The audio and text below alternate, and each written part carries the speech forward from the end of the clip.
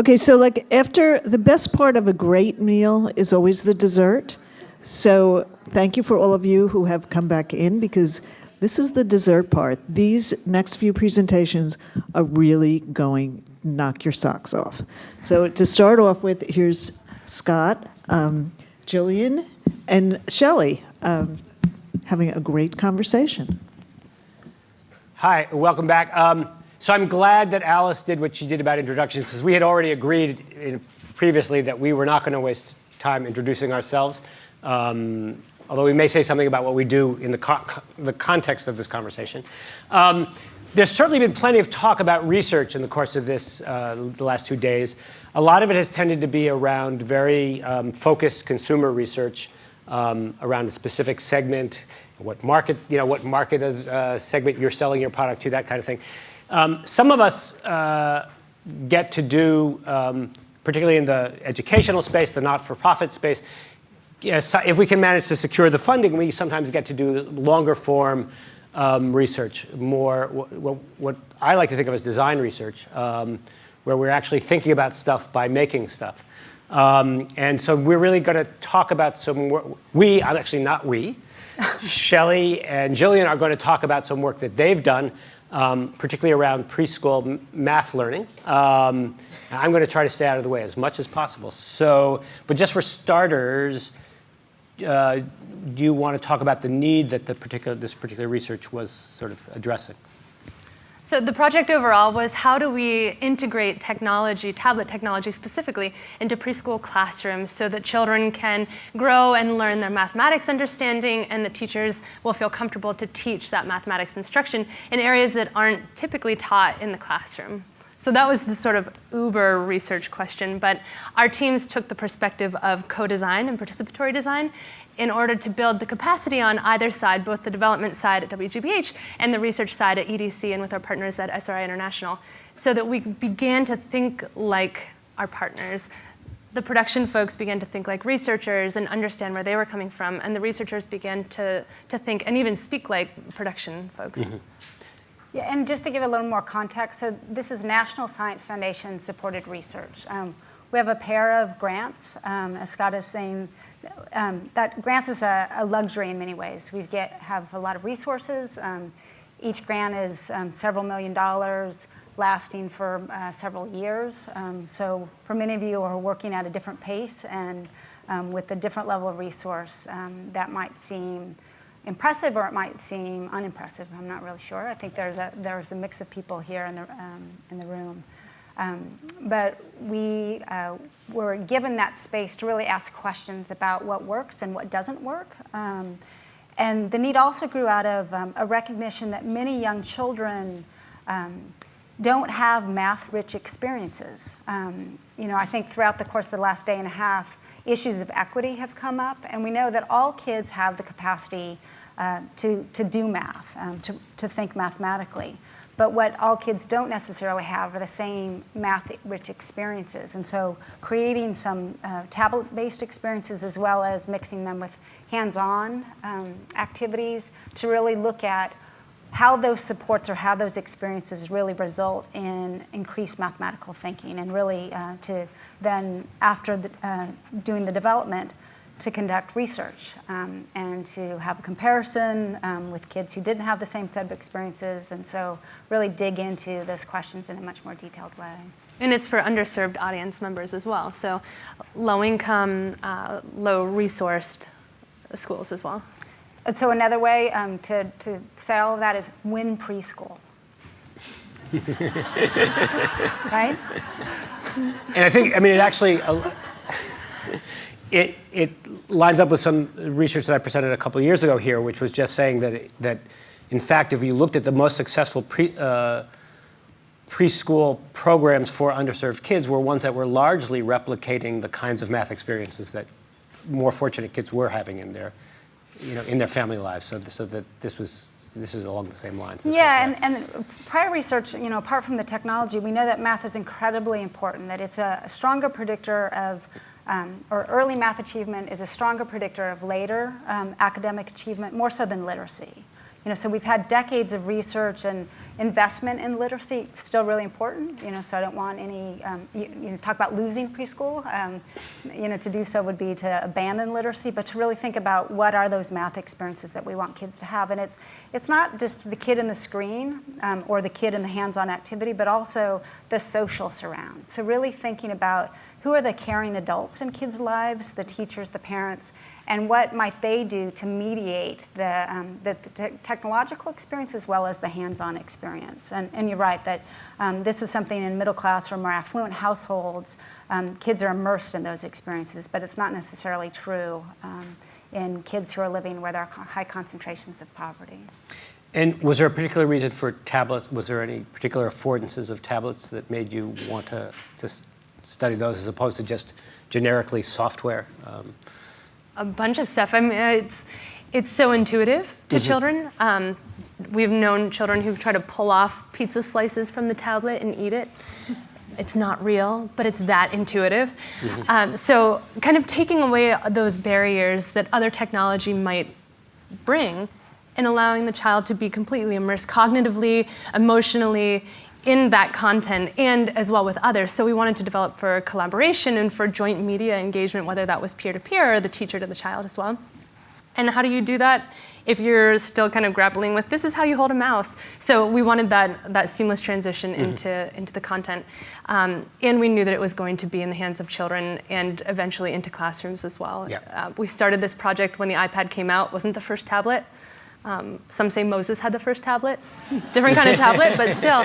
But we started it when the iPad came out, and it's really to date, as far as we know, it's the largest study that's been done with specifically preschool classroom on the tablet technology. Cool. Maybe we should show what you were going to show, right? Oh, sure, yeah, we've got a little video. Yeah. This is just kind of a recap of the work that we've done in the process that we took. 4, 5, 6, 7. Next Generation Preschool Math is a research and development project funded by the National Science Foundation. It's a true collaboration between learning scientists from EDC and SRI International and public media producers at First Date Studios at WGBH. But the whole team consisted of 5 content and collaboration expert advisors, 53 teachers, and over 300 children. The result is a set of technology-infused curriculum materials called Early Math with Gracie and Friends. And the project, through math research, has identified 2 areas of math, early math instruction, that are dividing things in equal portions, something called equipartitioning. It's the same, it's equal. Early division. And the other one is identifying numbers of objects very quickly. Oh, you did it! Our holistic approach to classroom learning included the development of tablet apps, hands-on activities, and a digital teacher's guide. To support teachers' implementation, the teacher's guide includes professional development modules and videos focusing on effective classroom practices and the mathematical content. 4 plates, now what are you gonna do? This project is a true collaboration between content development and 2 different research teams. Most of the projects I've worked on in the past have been just the research. We already have a finished product, and then we just research it. We started with learning goals that were based on Learning Trajectories research. From that, we created a learning blueprint that guided every decision that the team made, including the design of the research assessment tools. The blueprint linked the learning goal with the instructional and assessment tasks, ways to vary difficulty of those tasks, No, not each one. scaffolding techniques, and suggestions for development. Along the way, teachers and children provided extensive feedback that guided revisions to the materials. I'm gonna have 3 in this cup. There's a lot of preparation in anticipating what children will do. And once you put the artifacts in front of them, they do completely different things. To this end, we've created 8 tablet apps, around 40 hands-on non-digital activities, and the full teacher's guide. In a blocked randomized control trial, we found that children who used the Gracie and Friends materials significantly outperformed children in the control conditions on this content. What we're doing, what our challenge is to make sure that we can integrate the tablets in a way that is consistent with the goal of preschool, is building students' social and emotional and physical development. For instance, by including collaborative games, by including other activities that don't use technology at all. That means you work as what? As a team. As as a team together. Really hope this leads to more projects like this where we're collaborating with researchers and developers to create really good quality educational materials for students and teachers.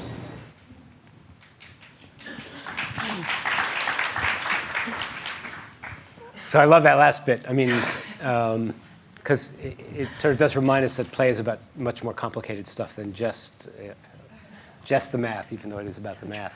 I think, so you did, I think it'd be good to talk a little bit more about the whole development process, because we just got a very compressed version of that.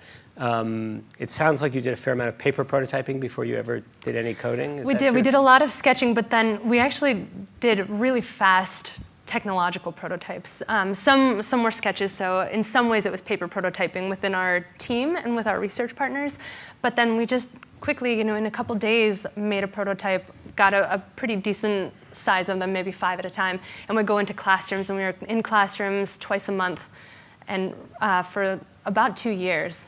Of just testing prototypes? Of just testing, yeah. The six months really was focused on the testing of prototypes, and then we started to define. We made 50 prototypes, even though we were only going to make 8 apps, 50 prototypes, and then we narrowed down some of them. We combined some we totally tossed out. Some we had workshopped a little bit, really, then couldn't save, and some we had workshopped a little bit, and there was something magic in them, but we weren't quite hitting it, but we knew that there was something there, so we continued working on those as well. And I don't even know, Shelley, were you involved in the formative assessment in this part of it, or were you? Our research team definitely was, yeah. And I mean, so let's go back to what she said, 50 prototypes. That's a lot to be testing. And when we talk about formative research, we're really attending to what's happening from a learning standpoint and from the standpoint of cognition, which is above and beyond thinking about usability or how kids are making sense of what they're seeing on the screen.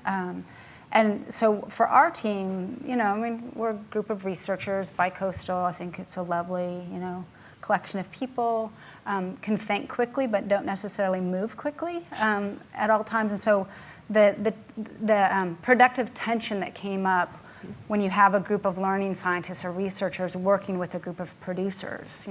Bill Shribman, who won the watch before lunch, colleague of Jillian's, Christine Zenke, who's, if not the fairy godmother, at least the pixie dust of this project, really helped conceptualize it.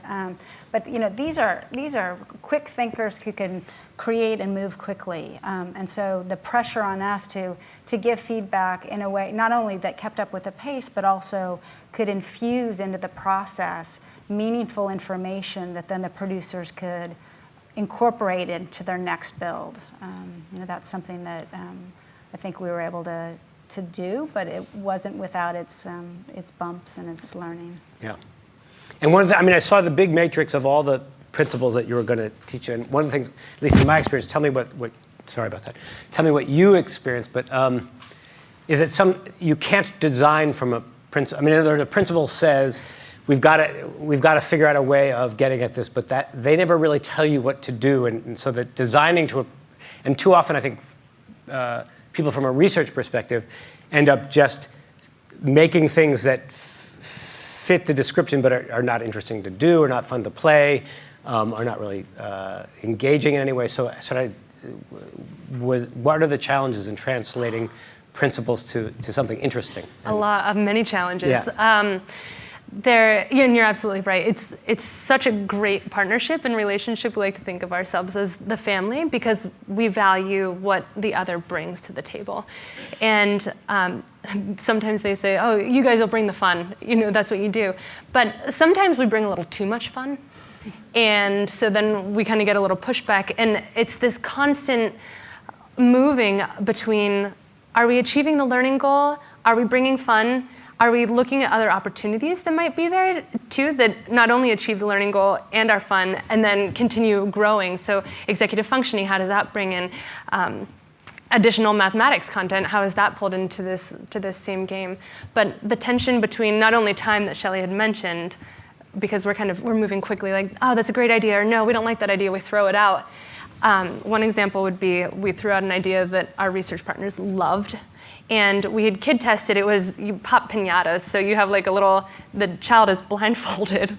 We didn't put this out there because it was kind of creepy when we thought about it. But the child is blindfolded, and the animated character is holding a bat, and then you tap and they're whacking these piñatas. And then meanwhile, these piñatas that look like pigs burst open if you get the correct one. Otherwise, if you don't, it's like, and it kind of fizzles. So really exciting. Except that when we kid tested, we said, what don't you like about this? And one of the girls said, I don't like killing the pigs. And she like starts to tear up. And we're like, this is bringing something out that we had never intended. We definitely don't want to kill the pigs. We don't want children wearing blindfolds and then beating things with sticks, even though we do that in real life and it's really fun. It sends a different signal. But that was an example of something that our researchers really loved. And they were, why would you take that away? It is really engaging. And on the flip side of that, we had this game called Lemonade Stand. You should play it. It's free. Go ahead, check it out. And I say that because it's an incredible game. You tilt the iPad to move ice cubes into cups. And the goal is to get the same number of ice cubes into each cup. And it gets harder because there are holes in the sides, and then there are ladybugs that are put in. And so kids are like freaking out. But the end goal is that in order to win this mathematics game, you have to like slow down and just real slightly tilt, and you have to fully concentrate. And you just have to kind of be zen and mellow. And then you also have to figure out the tricks. So you can, I'm not gonna tell you the tricks. You can play. Yeah. But you can do this. And for the researchers, it was a little too fun because kids were up and moving around, and where was the learning, even if they were doing it correctly? Does that really show that they're learning just because they are able to win this game? And so there's a huge tension there between the balance of, is it too fun? Is it too much learning? And do we actually have to say that there's too much of either? Can it actually be too much of both in the way that we're so happy to be learning math? Yeah. I mean, it's good to push back against that notion that fun and learning are somehow in competition with each other, because they're not. Yeah, and I hope, at Sandbox 2017, we can retire that. I think as a field, we really need to move beyond that dichotomy and thinking about engagement and entertainment and learning at odds with one another. It developmentally does not make sense. Yeah. That's something that plays out, I think, in an academic environment later in life, and all too well and all too unfortunately. But when you're thinking about young children, there isn't a split between the two. And I think we as a community really can move beyond that. Now, that's not to say that we don't bring certain assumptions in our design. So going back to something you'd asked earlier, that we might draw out a learning or a principle, but that doesn't necessarily do the creative work. And so having a healthy respect for the producers, putting into practice what it is we're giving to them. And that's something that we always have to be mindful. Right.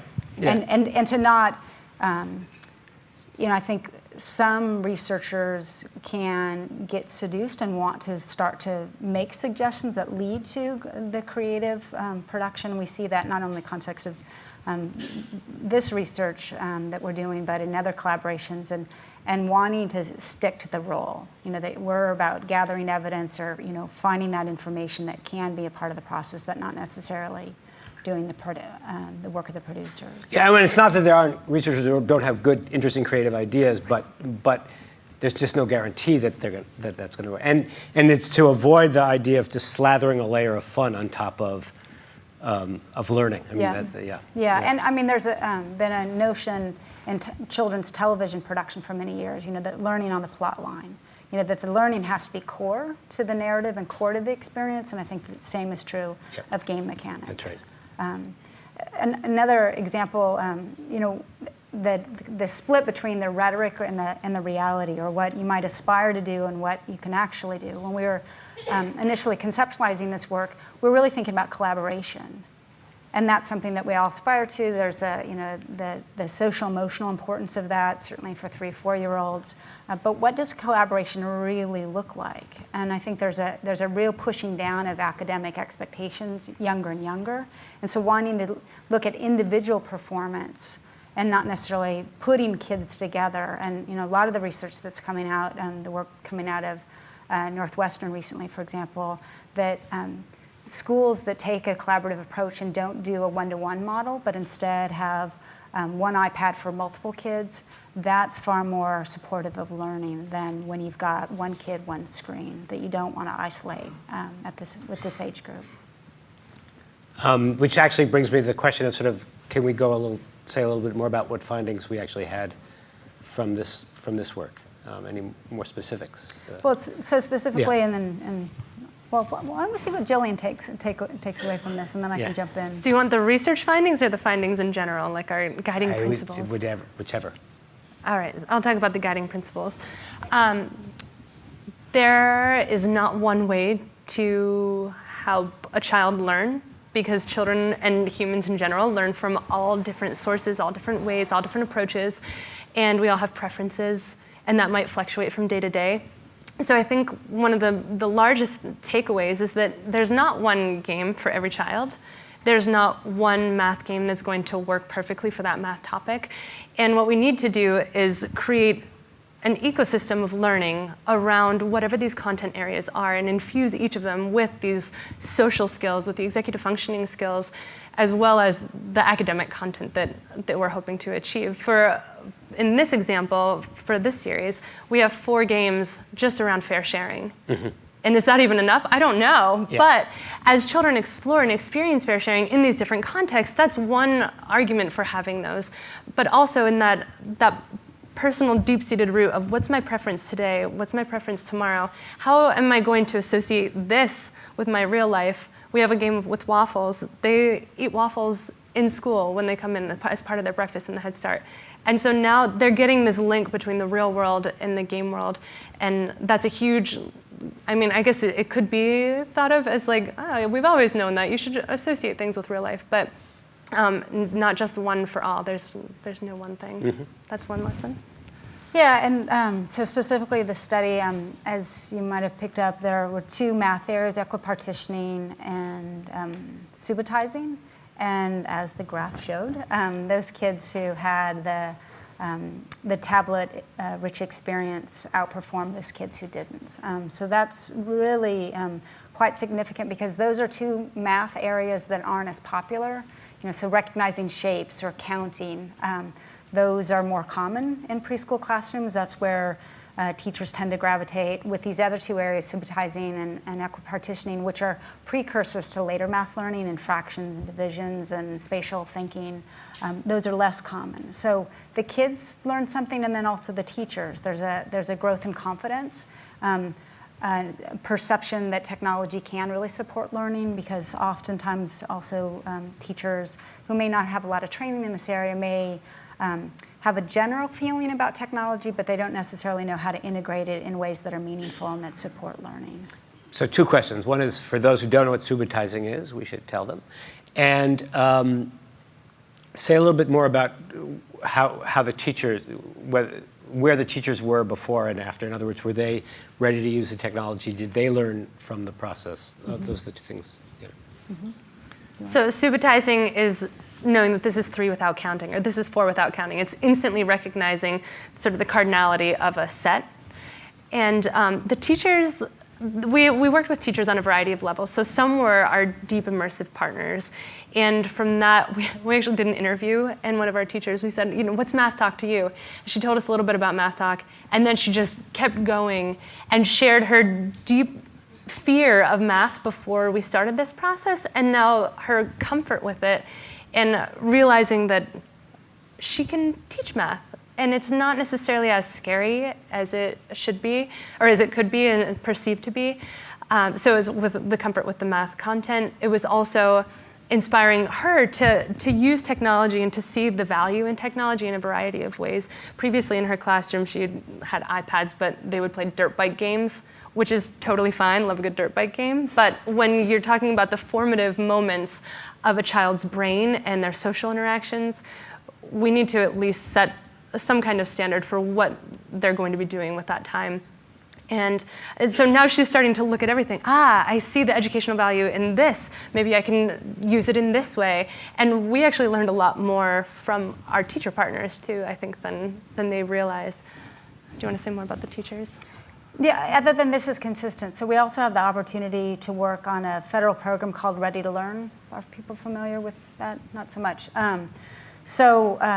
Earlier today, Clark Stacey, he presented, this was kind of his rhetorical setup, that he compared, what would the world look like, and he used public access television. It was a funny moment, really appreciated that moment in his talk. But I would say that really what we would have is public media. We'd have PBS Kids, we'd have WNET and WGBH and Daniel Tiger and Curious George and Cat and Hat, all the richness of, free resources that we have available for kids. And so we know what that looks like because it exists. And Ready to Learn has, that's a federal program, 5-year grants. Last grant was about $100 million. This next 5-year period is going to be about $125 million.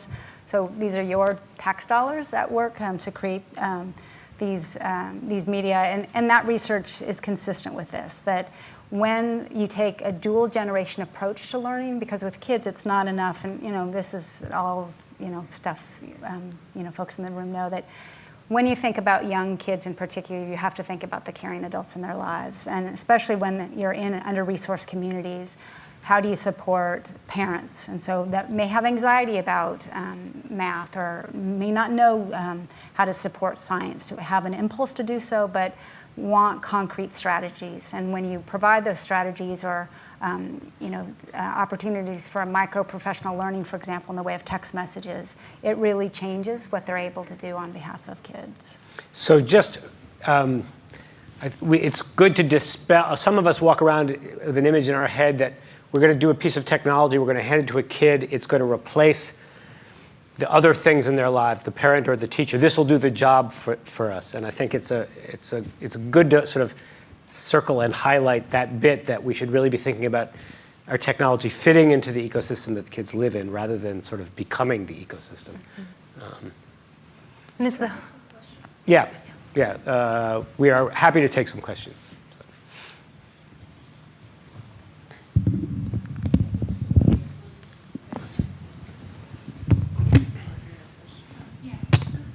Yeah, who do you want to go first, Wendy? I'll go. I say ladies first. Could you, sorry.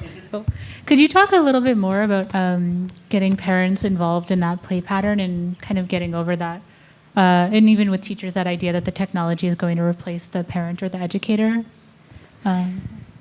So much of it goes into the design. So if an experience is designed with true intention and genuine care for those moments, then it can be achieved. We're just starting a project together right now around parent engagement and how do we tackle that, because parents are very busy, et cetera, et cetera. Teachers kind of have children for a period of time every day.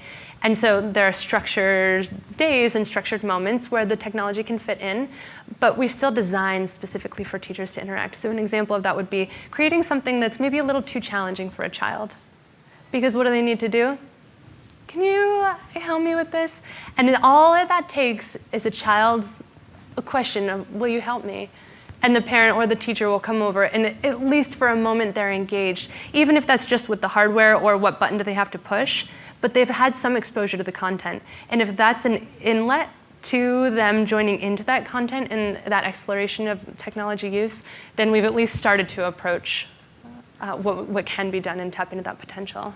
And the only thing I'd add is that really recognizing and respecting the routines and rituals that already exist. And so for teachers, that means thinking about learning centers. So a group of Chromebooks, or in this case, a group of tablets, become a learning center, just like the block area, the water area, that you're not disrupting what we know about good pedagogical design of that classroom environment. Same thing with family routines, that you're not going to come in and try to impose something that's unrecognizable, but really thinking about how to invite them into a different kind of folding the technology into their lives that they can recognize, but pushes them a little bit further. And text messages is a good example of that. So it's kind of a soft pushing out of concrete strategies that encourage joint media engagement, or how to have conversations around the screen experience that they've had.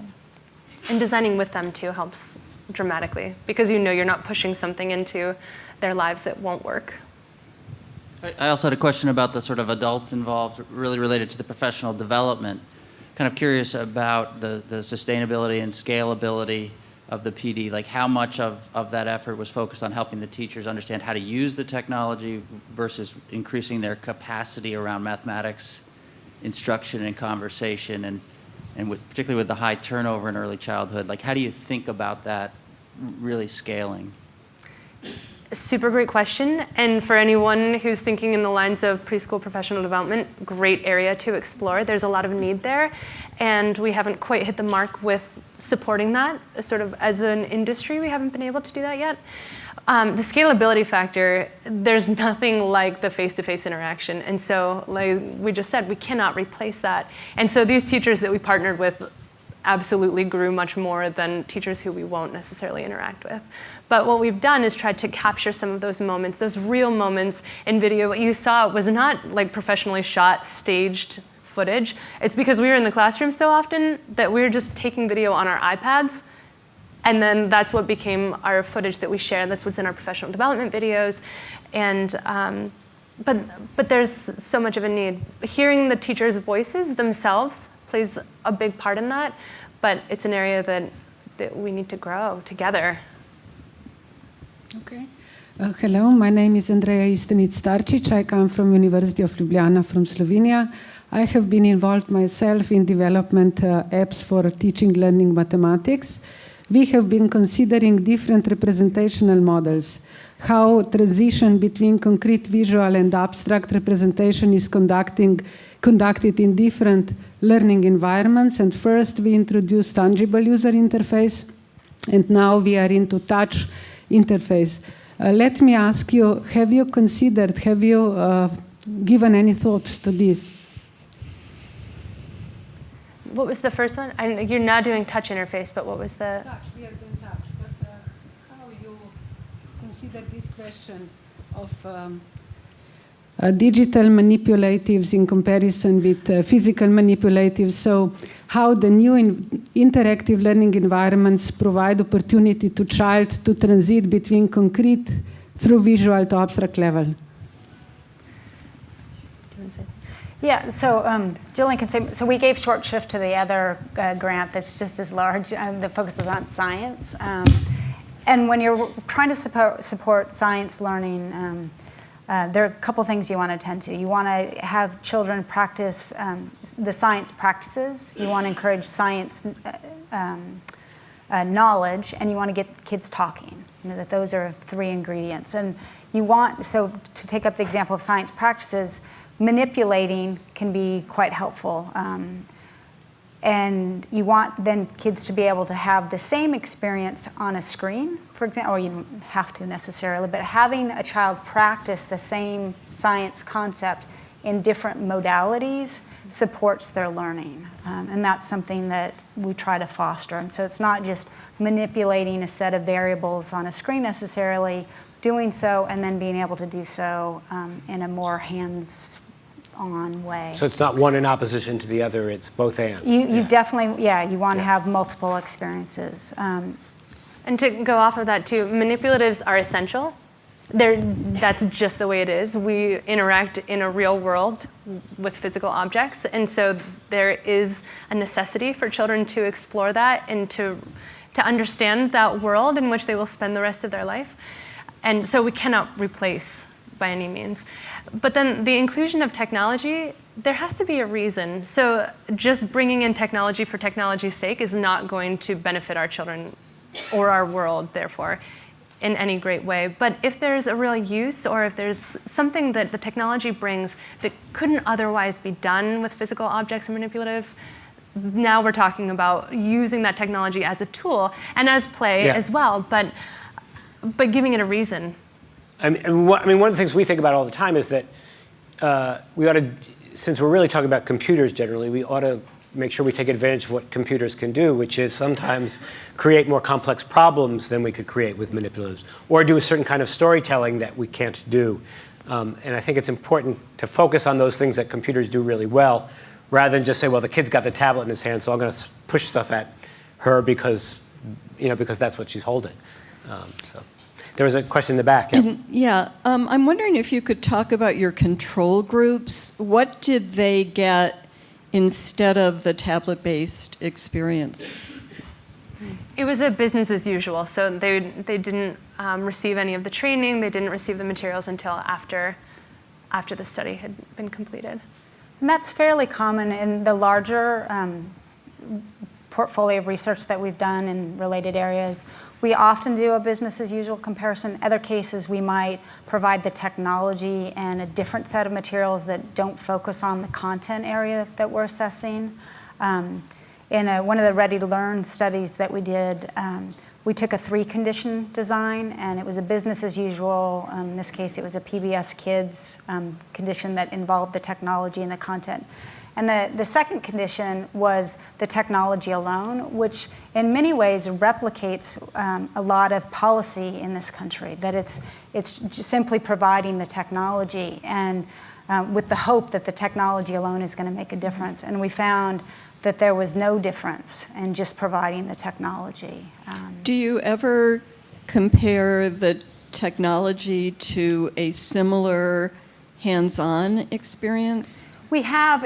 What's difficult, so with a lot of the public media work, it can be designed for more informal uses or it supplements. And so often there are whole year curricula that are designed, and we can't compare these supplements to the whole year, and so that's a challenge in finding an adequate comparison. There just tend not to be these shorter duration supplements in the way that these public media supportive materials do.